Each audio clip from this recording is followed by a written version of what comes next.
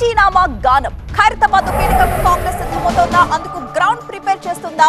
దానం రాజీనామాకి ముహూర్తం ఫిక్స్ అయిందా? చూద్దాం.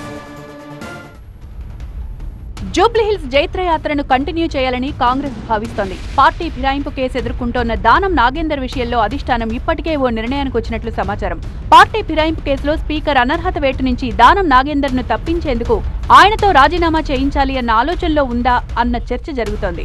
అయితే దానంపై స్పీకర్ చర్యలు తీసుకుంటారా లేక ఆయన ఎమ్మెల్యే పదవికి రాజీనామా చేస్తారా అన్న విషయాలను పక్కన పెడితే ఉప ఎన్నికైతే తాము సిద్ధమవుతున్నట్లు గాంధీ భవన్ వర్గాలు చెబుతున్నాయి. ఖైరతాబాద్ ఉప ఎన్నికైతే ఫిక్స్ అని భావిస్తోన్న నేతలు అప్పుడే హడావుడి కూడా మొదలుపెట్టారు. ఖైరతాబాద్ నియోజకవర్గంలోనే సీఎం రేవంత్ రెడ్డి ఇందిరమ్మ చీరలను పంపిణీ చేశారు. నియోజకవర్గానికి ఇప్పటికే అధిక నిధులు కేటాయించారు.